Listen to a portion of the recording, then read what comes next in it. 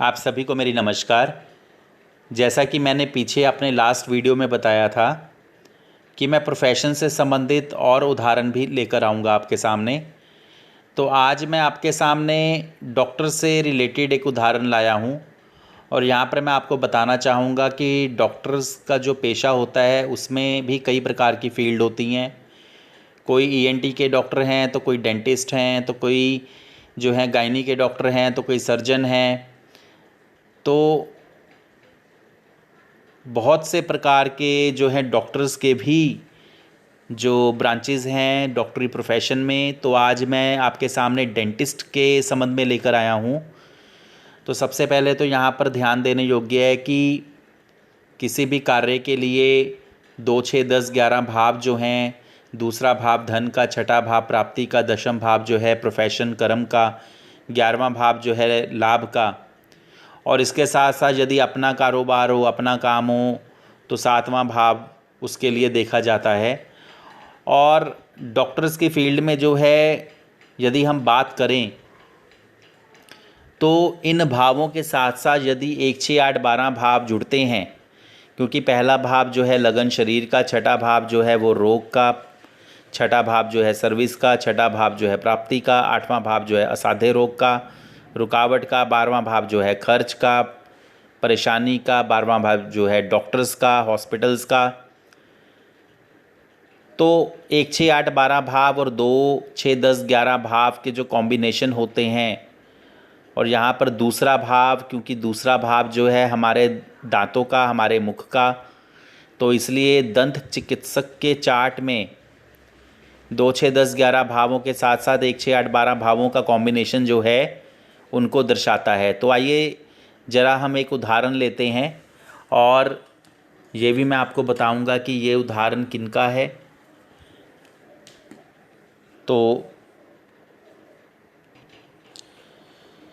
तो आज मैं आपके सामने जो है ज्योतिष ऐप है, तो इसकी हम मदद लेंगे, किस प्रकार से इसमें हम देखते हैं।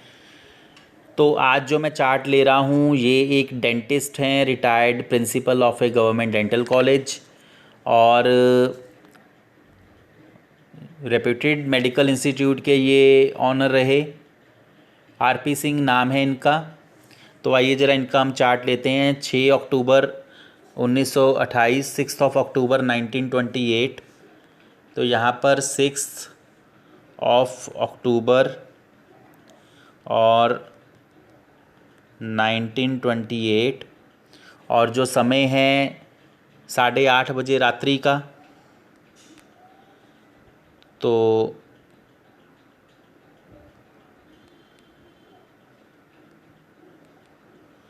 8:30 बजे रात्रि, और इनका जो जन्म है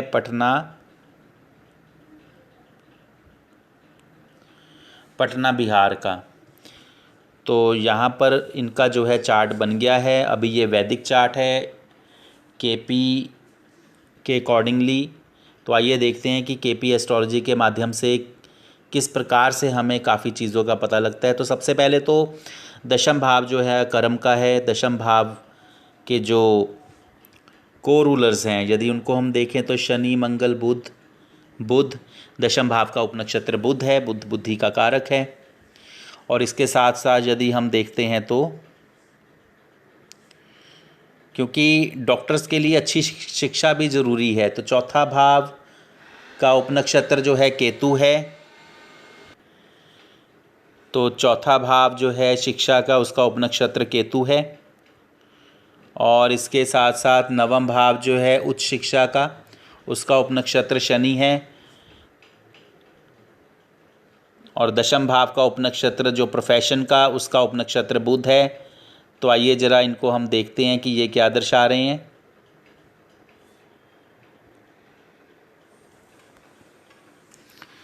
तो सबसे पहले यहाँ पर ध्यान दें कि दशम भाव का उपनक्षत्र बुध और चौथे भाव का उपनक्षत्र केतु और नवम भाव का उपनक्षत्र शनि। तो शिक्षा के लिए चौथे भाव का उपनक्षत्र केतु यदि 4, 9, 11 में से किसी का या अधिकतर का कार्येश हो तो अच्छी शिक्षा होती है। तो केतु को यदि हम देखते हैं, केतु जो है नवम भाव, केतु शनि के नक्षत्र में, शुक्र के उपनक्षत्र में, और केतु जो है नवम भाव का अच्छा कार्येश है, साथ ही वो छठे भाव का भी कार्येश है कंपटीशन का, क्योंकि कॉम्पिटिटिव स्टडीज़ होती हैं।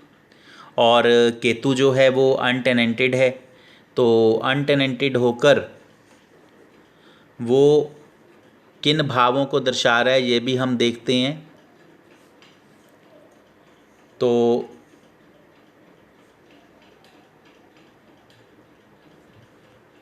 केतु अनटेनेंटेड होकर चौथे भाव का उपनक्षत्र स्वामी है, तो चौथा भाव अच्छी शिक्षा का। अब उसके बाद हम देखते हैं कि नवम भाव का उपनक्षत्र शनि वो क्या दर्शा रहा है। तो यहाँ पे हम देख सकते हैं कि शनि जो है नवम भाव का कार्येश है, नक्षत्र बुध पर छठा भाव जो है कंपटीशन प्राप्ति, और उपनक्षत्र सूर्य जो है चौथा भाव, ये भी अच्छी शिक्षा का यहाँ पर दर्शा रहा है। अब इसके बाद हम देखते हैं कि जो दशम भाव का उपनक्षत्र बुध, बुद्धि का कारक, तो वो क्या दर्शा रहा है। बुध जो है छठा भाव कंपटीशन, नवम भाव नक्षत्र राहु पर, और उपनक्षत्र केतु पर भी नवम भाव। तो इस प्रकार से इन भावों की जो है स्थिति हमें पता चलती है। अब यहाँ पर ये भी ध्यान देने योग्य है कि जैसा कि मैंने आपको बताया कि 2, 6, 10, 11 भाव और साथ ही 1, 6, 8, 12 भाव, इनका कॉम्बिनेशन है, ये डॉक्टर्स के चार्ट में हो सकता है। तो यहाँ पर ये क्योंकि डेंटिस्ट हैं तो दूसरा भाव भी हम देख रहे हैं, और उसके साथ साथ यदि हम लगभग सभी ग्रहों को देखें तो सूर्य जो है वो जैसे 2, 10, 2, 6, 10 भावों का, और साथ ही 1, 6, 12 और पाँचवा भाव रिकवरी का, यानी कि जो राहत दे सके पाँचवा भाव।